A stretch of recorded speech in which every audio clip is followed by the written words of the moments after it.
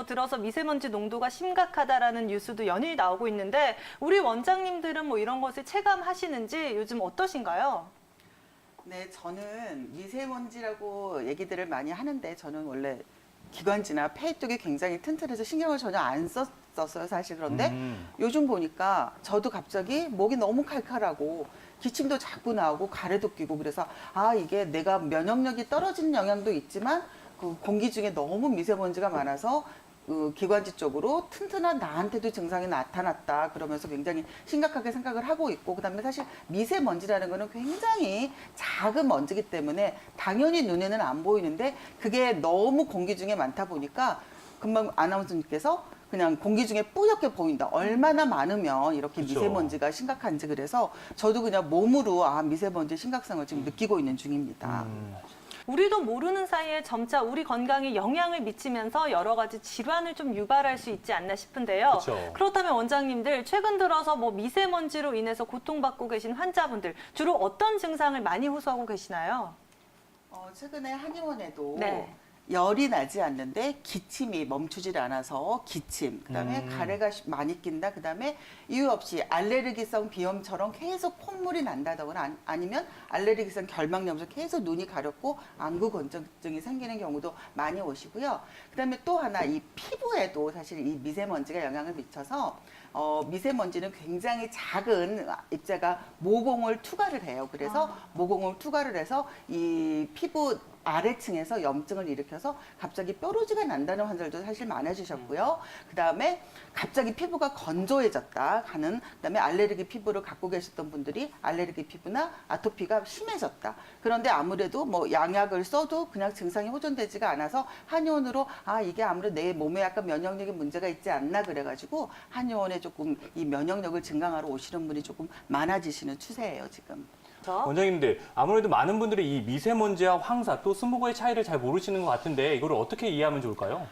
황사는 저쪽 중국 넘어 몽고 지방에서 사막에서 오는 흙먼지라고 생각을 하시면 돼요. 그래서 아무래도 좀 알갱이가 크겠죠. 그런데 이 황사가 이렇게 건너오는 지역이 크게 오염 지역이 아니면 황사 자체는 미세먼지처럼 뭐 폐포나 이렇게 깊숙이 스며들지 않고 이렇게 필터링이 되기 때문에 큰 문제는 없는데 문제는 오염 지역을 통과하면서 이 오염 물질이 되면서 그게 이제 문제가 되는 거고, 그다음에 스모그라는 거는 스모크 연기와 포그 안개 결합하는 어떤 물질인데 스모그는 눈에 안개처럼 보이는 거예요. 그래서 스모그 자체도 대기 오염 물질이 수분을 먹으면서 안개처럼 보이는 건데 미세먼지와 차이는 뭐냐면 미세먼지는 이 스모그에서 그 수분을 뺀 그 오염 물질 자체를 말하기 때문에 미세먼지는 스모그와 약간 성격이 다르다고 볼 수가 있겠죠.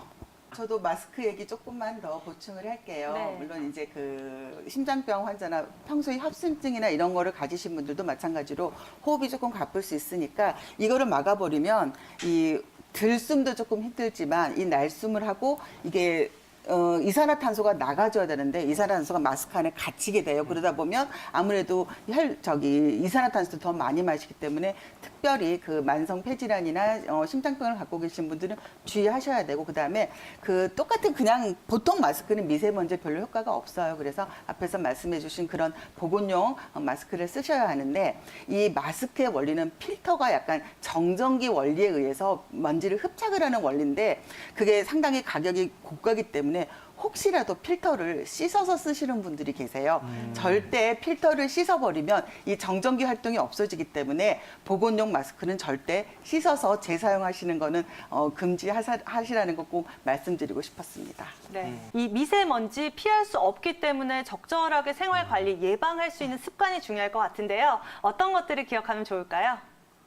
미세먼지가 많은 날은 당연히 외출을 자제를 하셔야 되고, 그다음에 아까 마스크, 공기청정기 얘기했으니까 공기청정기 최대한 성능이 좋은 공기청정기로 실내 공기 환기를 시키고, 그다음에 미세먼지가 많은 날은 실외 창문을 여는 행동도 상당히, 특히 집에 뭐 아이들이나 노약자가 있는 분들은 오히려 환기가 굉장히 안 좋기 때문에 환기 주의하시고, 그다음에 뭐 아까 뭐 삼겹살보다는 물 많이 드시고, 그다음에 녹황색 채소나 해조류 같은 거를 많이 드시면 이게 아무래도 이 장 운동이 활발하게 돼서 배변 활동이 잘 되게 되잖아요. 그러면 몸 안에 있는 독소가 잘 빠져나가기 때문에 어떤 녹황색 채소나 해조류 많이 드시도록 하고, 그다음에 피부는 외출하고 나서 반드시 샤워 깨끗이, 평소에 뭐 클렌징을 한 번 정도 하셨으면 클렌징은 2회 이상 하셔야 되고, 그다음에 아까도 얘기했듯이 이게 미세먼지가 모공을 이렇게 투과를 하게 되면 굉장히 피부 노화, 주름살도 많이 이렇게 좀 악영향을 미치기 때문에 평소보다 훨씬 피부 보습이라든지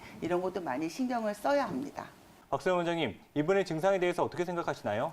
네, 이분은 대상포진 때문에 입원도 하셨고 또 다시 재발을 한, 사실 대상포진은 재발하는 경우가 그렇게 흔치는 않은데 굉장히 조금 체력적으로 면역력이 좀 많이 저하되신 상태이신 것 같습니다.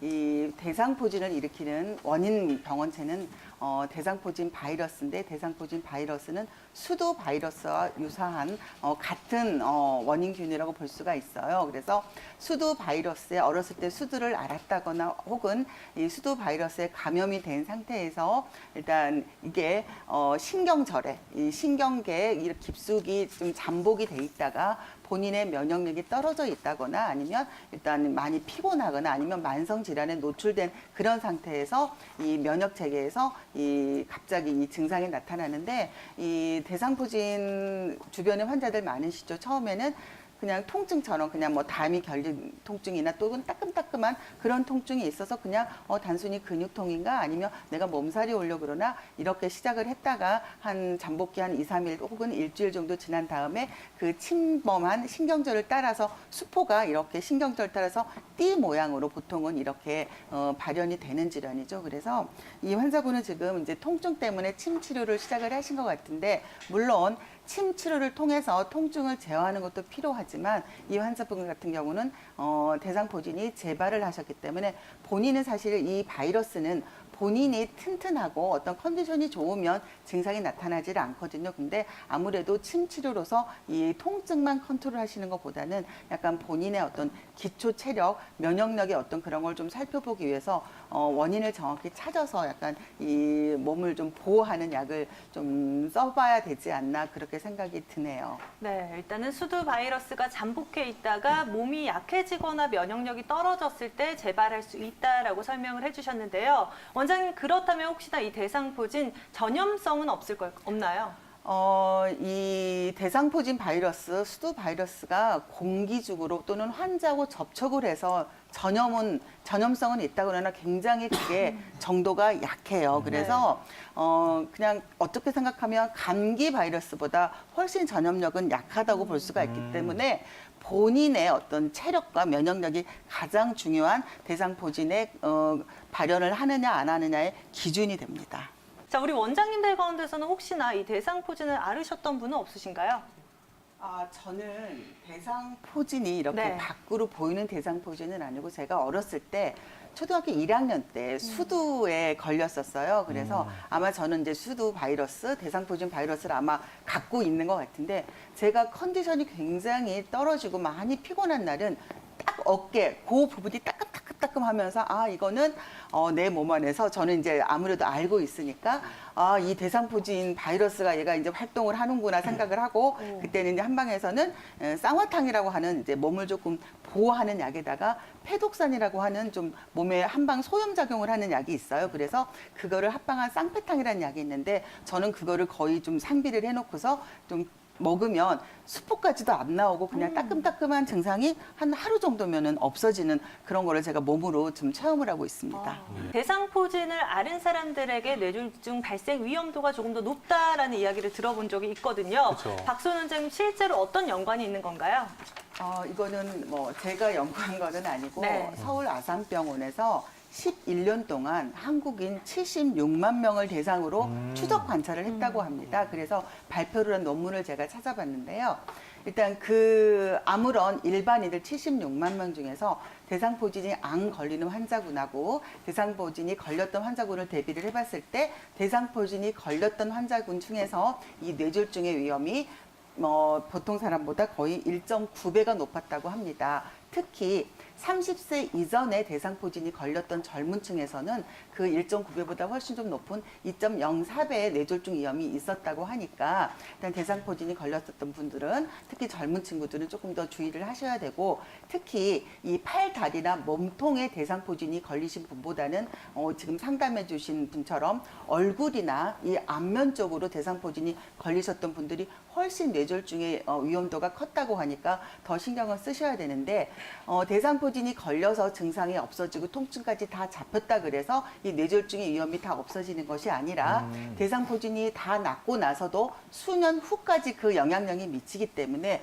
완벽하게 일단 관리를 하셔야 되는데 일단 대상포진이 걸리시면 뭐 항바이러스제나 어떤 스테로이드제를 써서 일단 급할 때는 그렇게 쓰시는데 결국은 면역력의 문제이기 때문에 대상포진이 걸리시고 다 치료가 되신 다음에도 어떤 본인의 몸 상태를 조금 살펴볼 수 있는 한방 치료를 조금 장기간 받으셔서 몸이 완전히 회복이 되도록 하셔야 어떤 이런 뇌졸중의 위험으로부터도 훨씬 조금 벗어날 수 있지 않을까 생각이 됩니다.